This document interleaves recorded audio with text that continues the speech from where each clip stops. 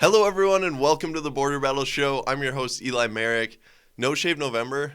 We're nearing the end of it, and it has not been kind. So I've adopted the use of a pop filter. It's a great invention to stop your voice from popping into a mic. I think it's very important, and I believe all podcasts should use it, and it's not because my facial hair is horrible. We can't all have Aaron Rodgers' facial hair genes, Yeah, right? but we can be closer than you. I mean, come on. I just want his mustache. That's Is that fair. too much to ask? That's apparently. not very high, of an aspiration for facial hair. No, I mean, it depends. Look at this. Look at this. See this? You can't see any stash. It's all this chin It's because you're strap. blonde. I know. It's unfair. It doesn't show up on camera. It's nasty, though. Speaking of nasty, we got some games to talk about. Rough week for our teams. Both of us, I feel like our teams took our hearts and, got us super close to just elation and a great game, but then just smashed it. Nah, I was dead inside the entire game. Really? I watched. We'll get to the Vikings game later, but the way we were playing on defense, I was just. I'm like, we're not going to win this. Are we? When was the moment you knew you lost the game? Okay, so that one kick return where we dropped the ball. Yeah. That was where I was like, oh, that's not good. But then when we took the lead and then immediately could not stop them again, I was like, oh, we don't got this at all, do we? Yeah. With the Packers, with Aaron Rodgers, you're never out of the game. So even though we had done so many things where normally I'd be like, oh my goodness, that's it. That's our third turnover of the game. It's over. Aaron Rodgers keeps you in those games and just almost got us there. Almost. So close. But let's get into it. So we're playing the Colts. Right. Colts are a very good football team. Yep. One of the best defenses in the league. A good offense. A veteran quarterback in Phillip Rivers. Some good pieces. No, really big stars, I would say. But a consistent package of weapons for Phillip Rivers to get the ball to. Yep. A very solid team. Packers come in. We pretty much lit them up in the first half as far as our offense goes. We scored 28 points. We got one in right before the half. And that was on top of 2 turnovers. Aaron Rodgers fumbled on our first possession. You guys scored 28 of your points in the first half? Yes. See, I was not able to keep up with this game because the Vikings game was going on at the same time. Mm-hmm. But you guys, that's crazy. You guys were shut horrible. Down in the second half. Yep, 28-14 was the score going into half. Yeesh. And that's the crazy thing about this, Tim, is it was on 2 turnovers. Aaron Rodgers threw a pick and fumbled. Wow. And we scored 28 points. That's I was thinking it's just good. Yeah. But guess what? It's the ultimate coaching decision you make against the Packers. The Colts went into the half, talked it over, and they came out and they ran the ball on us 8 times in a row. Right? They're just like, wait, how did the other teams beat the Packers? They just ran the ball. You just run the ball. That's what you have to do. So that's what they did, and it worked. They came back, they scored, and Indianapolis was totally in control of the game in the second half. Let me just pull up the summary quick. 28-14 going into the half. The Colts scored 11 points in the third quarter. Packers didn't score once. Our drives were punt. 2 very short drives where we punted. 3 plays each, 2 3-and-outs. That was our third quarter. That's not a good look. Another thing about this game, and I haven't spoiled the end of the game, but of course you all watched it anyway, so who cares? The Packers only had Aaron Jones on the field for 40% of offensive snaps, around 40. That's way too low. Imagine in the third quarter, when you are going 3-and-out, try a possession where you put in a very good running back and just run them up the middle twice. See what happens. It makes it from being a 3rd and 10 to, at worst, you're dealing with a 3rd and 4. If you're up. Yeah. And it's getting later into the game, but you're having issues scoring, don't you want to just chew clock? Yeah. The best way to do that is hand it to Aaron Jones. And even if it's that's the predictable play, we're up, let's chew some clock. He's good enough he can get it done for you. Yeah. I know the Colts defense is good, but Aaron Jones, he only had 10 carries. He was averaging 4 yards a carry. That's not spectacular, but against that defense, you give that guy more carries. Listen, being predictable never stopped the Vikings. Absolutely not. They love it. Yeah. Everyone knows what the Vikings offense is doing. Not to say that Dalvin Cook and Aaron Jones are the same, because Dalvin Cook's better. Yeah. Aaron Jones is good. Dalvin Cook's better. But imagine if Dalvin Cook was only on the field for 40% of the Viking snaps. Imagine the outrage. Yeah. We would not let that stand. I don't know what it is, but I've liked the way that LaFleur mix and matches Jamal Williams, Aaron Jones, Right. because it keeps Aaron Jones fresh. Yep. And keeps the offense mixed up. Like, there's certain things Aaron Jones is not good at. He's not good at pass blocking. He's not a very good receiver either. He's gotten better at it, but Jamal Williams just beats him in those categories. So it works good to switch it up, but it can't be 40%. He's too good of a player. You need him out there in more situations, because we saw what happens when you don't have one of those top-tier playmakers have the ball in their hands in a situation where you need something to happen. Yep. So the Colts go up on the Packers. They scored 6 in the fourth quarter, and the Packers are down 3. Well, I'm jumping ahead a little bit. The Packers punted the 2 times in the third quarter, and the whole time the Colts are just scoring points. And then we get a turnover on downs with 8 minutes to go in the fourth quarter, so we can't drive. Our offense just isn't doing anything. And then on top of this, we fumble a kick return. Hey, that's our thing, isn't it? We turned into the Vikings special team unit. We fumble on a kick return. Shepard, I don't know what you're doing in that situation. Let Aaron Rodgers have the ball and try to score. But he tried to do way too much and just fumbles it. This is a situation where Aaron Rodgers, and he remained very chill and calm throughout this whole game. Like, he was happy at the end of it. He went over and had a good chat with Phillip Rivers, was smiling, laughing. That's how quarterbacks should take losses, by the way. Yeah, well, he got asked about it later, and he was just like, this loss doesn't really affect us that much. I like where our team is headed. I like the players that we have, and we're going to be a top seed in the NFC. Right. So, and he's right about that. Yeah. I don't think he should be all sulky and stuff, but where a player just makes such a bad mistake as Shepard, I would like to see it would be funny if Rodgers just goes out there and like grabs him by the helmet, pulls it up, just slaps him across the face twice, and then just drags him by his face mask over to the bench, throws him down in it, and like says, "Get out of here," because it would be funny to see that happen. Yeah. But Aaron Rodgers just doesn't have that sort of energy. Right. Good ever. quarterbacks aren't divas like that. Yeah. Tom Brady would do that though. Yes, he would. Like, and he's considered the best ever. So it must work a little bit to have that sort of attitude. Yeah, it works a little bit, but it's just kind of really annoying. Oh yeah. Like, I would in my hate mind, to be that guy's teammate, but not to lose track, but the Buccaneers and Packers had similar games. They lost close games to good teams, and their quarterbacks had very different reactions to them. Yeah. And this loss was Aaron Rodgers' fault. For a good, you could make a big argument. He was the reason why we were able to stay in it at the end. Like, he had some just serious endgame heroics, which he's known for. But he had 2 turnovers in this game, and they were both bad. Like, the fumble was just, it's kind of one of those fluke things where you just muff the snap with the center, but it happens. And you got to put some blame on Rodgers for that.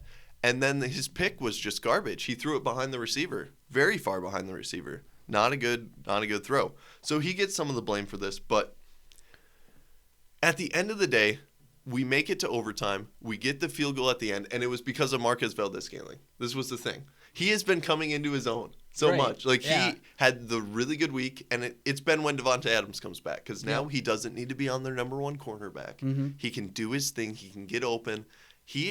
He's good at getting open. It's just, can he catch the ball? And he has been doing pretty good at that. He had his 150-yard game a couple weeks ago and had a very good game tonight, honestly, or on Sunday with 55 yards. But it was like a 50-yard bomb or a 40-yard bomb when it mattered. Yep. Aaron Rodgers, 3rd and 10, throwing from his own end zone, bombs it up high. Marquez Valdez-Scantling comes down with it. He had outrun his man and then just beat the safeties to the ball. Very good play. That's the reason why the Packers made it to overtime. Then when we get to overtime, we win the flip. Yep. Everyone's got to be thinking, Do it again. it's game over. Yeah. It was game over at that Even last point. week, I said it's going to come down to a close game, and I Yes. trust Aaron Rodgers to Yep. make a drive, and that's why I'm picking the Packers. You did. And to have Marquez Valdez-Scantling's second play of it, we win the flip. It's just, okay, game Yep. over. Packers score. We've seen this, before. This is what the Chiefs do in overtime. This Yep. is what the really good teams, it's just locked up. Second play, it's a 2nd and 2. Screen pass, Marquez Valdez-Scantling. A guy, as he's getting blocked, flails an arm out, hits MVS's arm with the ball. Ball goes flying out. Colts get it. They're in field goal range. It's game over. Yep. What a way to go. You hate to see it. Well, I don't really hate to see it, but Should you Packers fans hate to see Yeah. it. Should you threaten his life over it? Like, I guess Marquez Valdez-Scantling got death threats. Or at least he ridiculous. said so on Twitter. No. This isn't soccer where you go murder someone after the game. Boy. Um, So, to change topics. yeah. Did Kirk Cousins then have a better passer rating than Rodgers this week? Kirk Cousins put up a 140. 140? 140.1. That's pretty good. Yeah. How did you lose that game? Wasn't his fault. Rodgers, stat line, 27 of 38, 311, 3 touchdowns, 1 pick, and also the fumble. Like, he was good. Yeah. He got it done, It wasn't the best Rodgers game I've ever seen, but he got it done when it mattered. And, the fumble obviously just seals the game. I do think Marquez Valdez-Scantling is someone to watch out for, though, because obviously the fumble is what everyone's going to talk about. Right. I guess one of the reporters just straight up said, like, Matt, how do you, talking to LaFleur in the postgame press conference, said, like, Matt, how do you live with Marquez Valdez-Scantling? Just brutal question. Dude, reporters asked some weird questions Yeah. sometimes. Oh, wait. And it's not the only turnover that, like, made a big difference in that game. Right. We probably don't have to even go to overtime if we don't muff the kick. Like, don't fumble there. Yeah. It just happened at a very bad point in the game, so it's going to get magnified on that. Marquez Valdez-Scantling he's been improving. And if you look at, like, Devonta Adams at the start of his career, remember his first years? He was dropping everything. He didn't look very good. The Packers are good at getting wide receivers and developing them. I think this is going to happen with Marquez Valdez-Scantling. We just have to wait for it. And unfortunately, when it comes to playoffs, I think a game is going to come down to one of our young wide receivers. At least And for MVS. it's can they get it done? Right. At least for MVS, the pressure's going to be off him now because Lazard's coming back. Yep. So he'll have more time to just kind of get into his own and not have the pressure on him. Yeah, but just like a question to Matt LaFleur. Why aren't you getting the ball in Devontae Adams' hands in that situation? Right. Like, I think, to me, the thought is, well, that's the expected play, so kind of let them go for Devontae, try to find the more open guy. it's a screen, though. Which would have been Like, you can kind of pick the guy you want to get the ball. Yeah. It's a screen. It's not that hard. I would rather have Devontae Adams have the Is it ball there. Devontae? Like, he's got good yak numbers, too. Yeah. So the screen would have worked. Yep. He's been very good in that game. So, just a disappointing way to go. Definitely a heartbreaker, but a very classic Packers game. Yeah. Speaking of impressive wide receivers. Oh, yeah. Yeah. The The Vikings have game. 2 impressive wide receivers. Yeah. Our offense has really been feeling it. Getting to our own. Everyone's just been putting up numbers. Even Rudolph's been getting some passes again. Yeah, which is weird. Right? Speaking of using tight ends. By the way, Robert Tonyan, touchdown in the game, he was open. Yep. When we kicked the field goal to put it into overtime, the play before, Tonyan was wide open in the end zone. Rodgers just straight up missed him. He was just staring down Devontae Adams. Not great, but Packers don't use tight ends, so that's probably what that is. Yeah. But anyway, sorry. Yeah, Vikings game.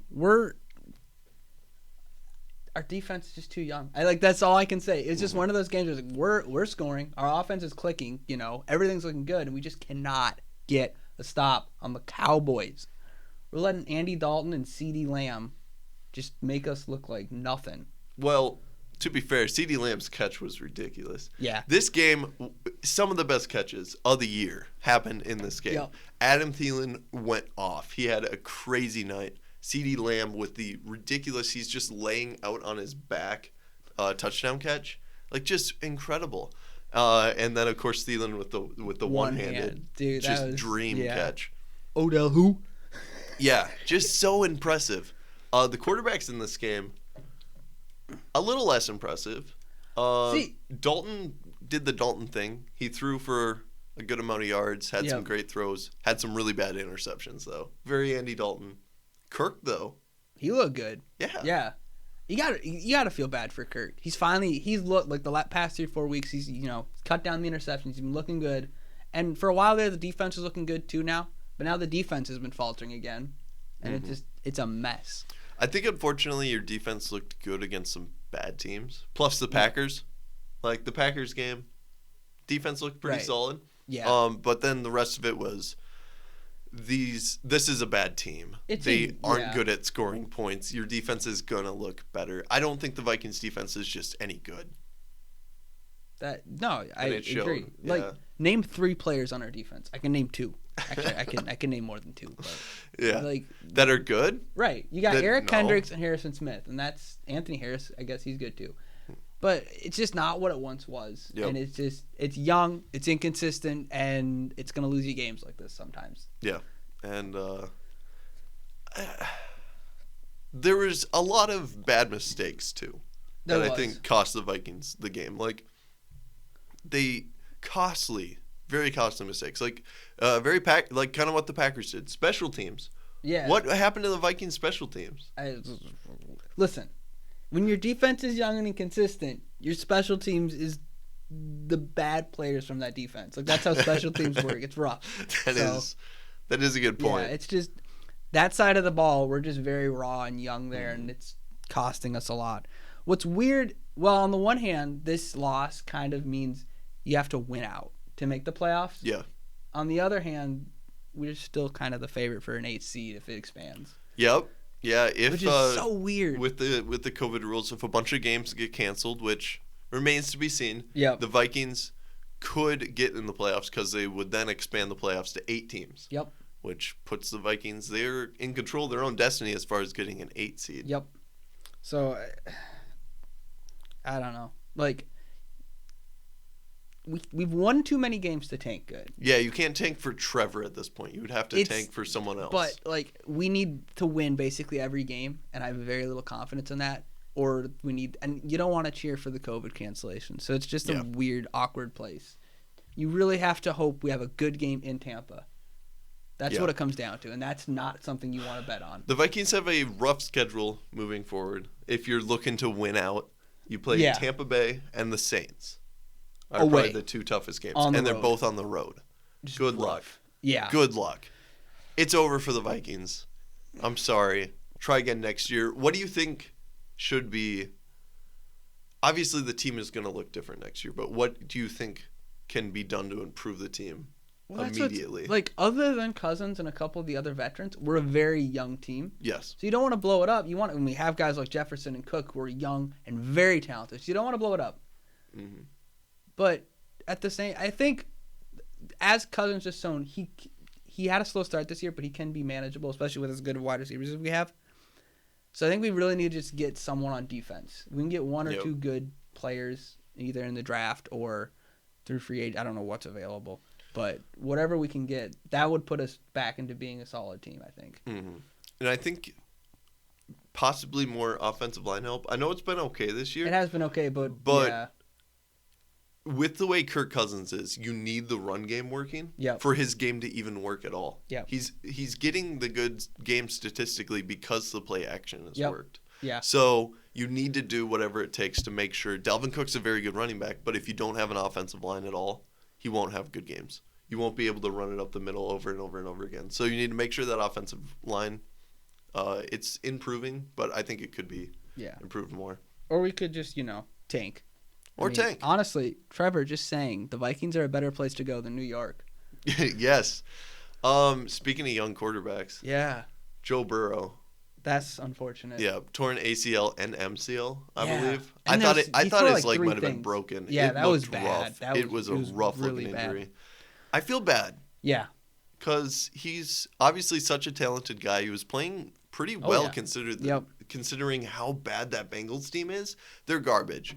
And it makes me wonder if guys like him and Trevor Lawrence coming up this year should pull an Eli Manning and just be like, no, I don't want to play for the Jets or the Bengals caliber teams. Yeah, but he wouldn't have played for the Giants. I know. But Giants are a little better. 8-8 is way better than whatever the Jets are doing this year. 5-11. You know, the Jets are going. Jets are not winning a game. Yeah. And they're like lined up to get Trevor Lawrence. If I'm Trevor Lawrence, I don't want to play for the Jets. They will, and like they'll do what the Bengals did. This is what bad organizations do. They take the young guy and they just throw him out there to the wolves, and he dies. That's what happens. Yeah. And Joe Burrow, done for the year. You hate to see it. This is what happens when a bad team gets a really talented guy, but they don't have an offensive line. They don't have a system to protect him at all. The other thing is, and maybe I'm wrong about this, but I feel like a lot of successful quarterbacks don't start right away. They have at least one year where they have someone to kind of just like mentor them a little bit. Yeah, that seems to be a pattern. These bad teams don't have that at all. No, they have no one to help them develop. Put them in so right it just away. hurts them. And then you see quarterbacks like the Browns for years. They draft these high prospect quarterbacks, and they just fizzle out. Yep. They don't have it's not a great system. Yeah, definitely does not work. So Trevor, we know you're watching. Don't go to New York. Mm-hmm. There's Absolutely. better options. Well, let's get to picks. Yeah. It was a bad week for me. And me. Yeah, you went combined one correct pick for all of us. Not went 0-4. We were getting so high on our teams, right? We were, and no. I mean, like you were thinking Vikings playoffs for sure. Oh yeah, I thought. Well, it was a good setup. You had bought in. You hopped back on the bandwagon. I was back in, all in. It's not easy to hop on a bandwagon as it's moving at high speed. Like the Vikings bandwagon. Well, the Vikings bandwagon. They had so much momentum though. People were on board. It's like a hayride. You know, if you get more weight, on it, and you're going downhill, it will go faster. Science. That's true. So but the Vikings bandwagon, it was moving so quickly, and you managed to hop on. Yeah, that's true. And then you hopped off immediately, which at high speed is now actually painful. Yeah, I know. I'm just rolling down the hill. It sucks. It's painful. But I mean, I know the pain. Yeah. Except I don't bandwagon ever. I can just ride the Packers. I wasn't not a Vikings fan at any point. I was looking into the long term. But the Vikings bandwagon's like a hayride. They're always welcoming and happy, and you don't want your 4-year-old nephew to fall off, so you never go very fast. Mm-hmm. Free hot chocolate too on the Vikings bandwagon. Yeah. Anyways, speaking of the Vikings fan base, it's there's been a lot of buzz in Minnesota. We got one of our favorite sons coming back. Mm-hmm. You know him, you love him. He's been compared to Kirk Cousins this week. That's right. Ricky Rubio's back with the Timberwolves. Minnesota sports are saved. Woo! Yeah. Good to have Ricky Rubio back. That's our cool. hot NBA takes for. Yep, and that is the end of our NBA talk.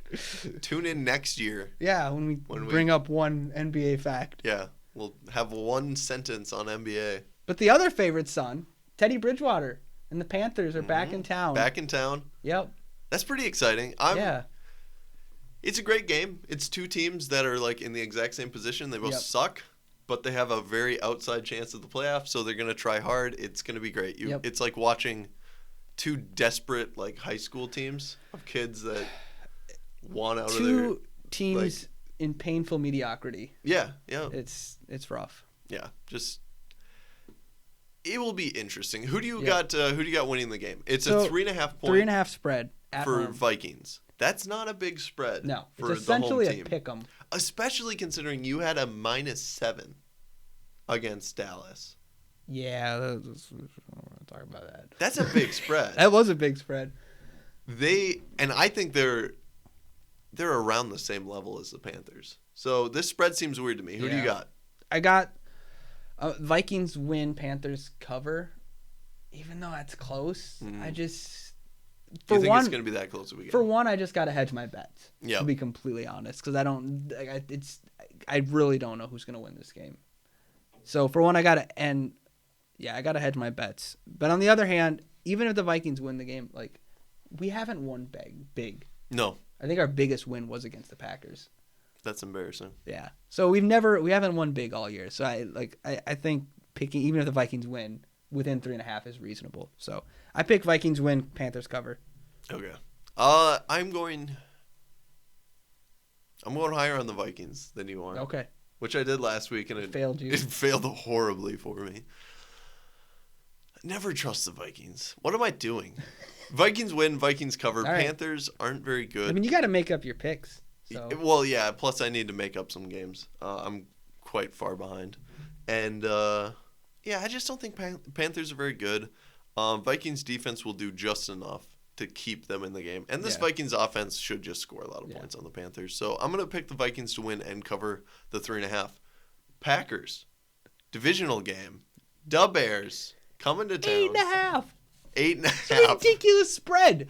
8.5 Trubisky's back. For the Trubisky's back. That's why their savior's back. There's no way you guys beat him. The savior of Chicago, they call him. Yeah. Mm-hmm. Second overall, baby. Mitchell Trubisky, second overall pick. Yeah. He's back. Looking down at Mahomes and Watson. No more Foles. Down with the Foles. 8.5. 8.5. That's a big spread. It is a big spread. The Packers are like we beat up on bad teams. We're good at that. Yep. Sometimes we play them like the Jags, though.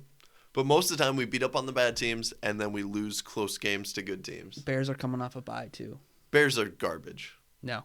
Yes. No. Did you see them in the Vikings game?